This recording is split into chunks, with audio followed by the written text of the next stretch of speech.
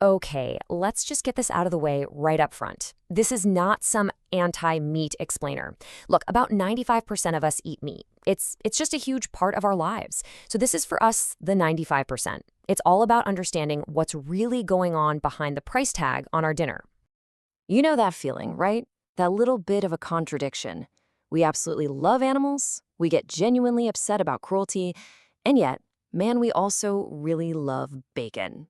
And you know what? It's okay for both of those things to be true. The point here isn't to make you feel guilty, it's to actually unpack that feeling and see what's causing it. And here's the thing that's really at the heart of this whole issue. The awful conditions that most farm animals endure aren't happening because you're a bad person or because farmers are secretly evil. It's a direct result of an economic system that puts insane pressure on making meat as cheap as humanly possible. The suffering, it's basically a side effect of shaving off every last penny from the cost. Now, when you're at the store, you see all these confusing labels, right? Farm fresh, all natural. What does any of it even mean? To cut through all that noise, we're going to use a really simple three-part framework to think about how these animals actually live. It'll give us a much clearer picture of what we're talking about. Okay, so here are our three tiers. First step, we've got what we'll call torture camps. This is the industry default, the baseline for the cheapest meat you can buy. Think extreme confinement. Next, there are prisons. It's better, but it's still a pretty grim life with a lot of restrictions. And finally, there's decent. This is a life that actually looks something like what's natural for that animal. Outdoor access, space to move. So let's see what it actually costs to move an animal up this ladder. And this is where it gets really interesting. What would it actually cost us, the people buying the food, to get rid of the absolute worst suffering in the system?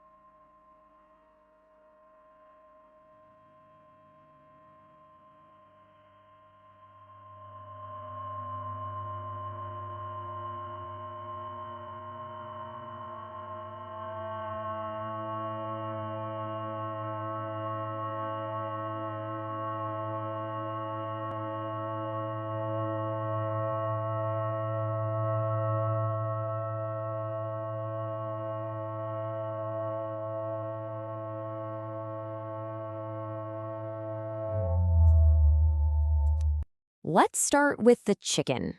I mean, they're the most numerous farm animal on the entire planet, and we tend to think of them as, well, not the brightest. But science tells a different story. They're social, they're complex, and yet the vast majority of them live in conditions that completely ignore who they are. So let's talk eggs. Where do they actually come from? Well, this chart, looking at the US and the EU, shows that even with all the progress we've made, over half, more than half, of all egg-laying hens still live their entire lives in tiny cages. That falls squarely into our torture camp category. So what does it cost to change that? To get a hen out of one of those cages and into a cage-free barn system, which is our prison level, adds just 2 cents to the price of an egg. That's it. 2 pennies for a life that is dramatically, fundamentally better for that animal. And what about that next step? To go from the barn to a truly decent life, where a hen can actually go outside.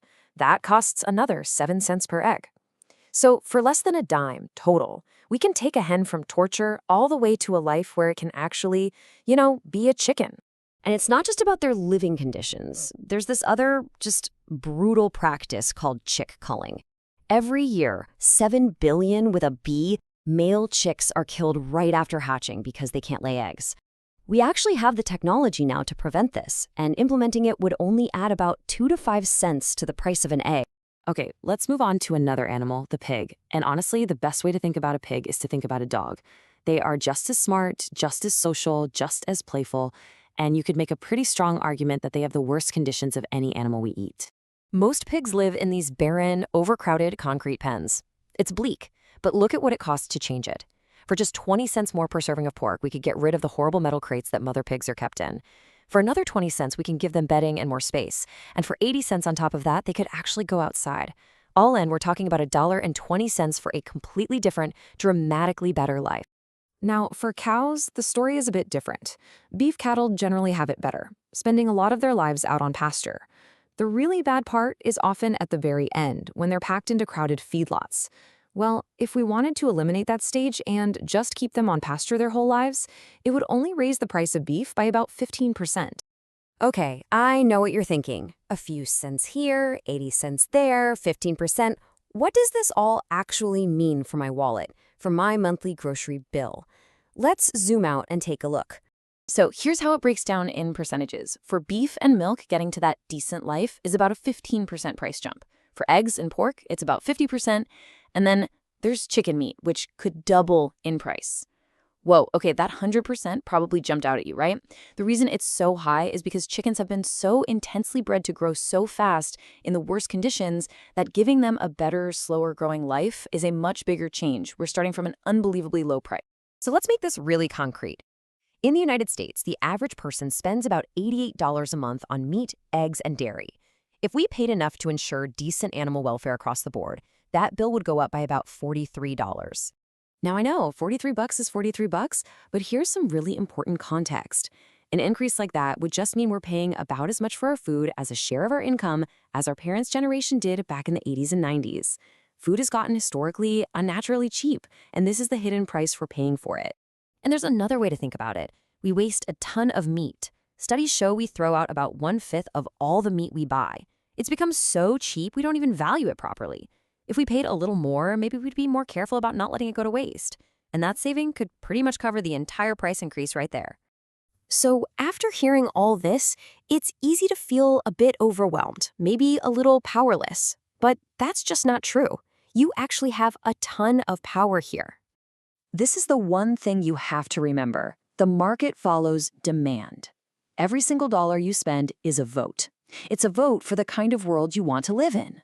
All the big changes we've seen so far, like the slow move away from caged eggs, that happened because enough people demanded something better. So here are some really simple, practical things you can do. First, look for welfare labels. And here's the key. If a package has no label on it, you can be almost certain it's from that torture category. If you can afford it, organic usually means better standards. Even better, research a local farm you can trust. And if the higher prices are a real stretch, try just eating a little less meat. And definitely don't waste it. And hey, here's a fun one. Eat more mussels. They're amazing for the environment. When you really boil it all down, it comes to this. The suffering of billions of animals, it's not some unsolvable tragedy. It's an economic problem, and it's a problem with a surprisingly affordable solution. We have the power to fix it, just by making slightly different choices at the supermarket. So the real question isn't whether we can do it, it's will we?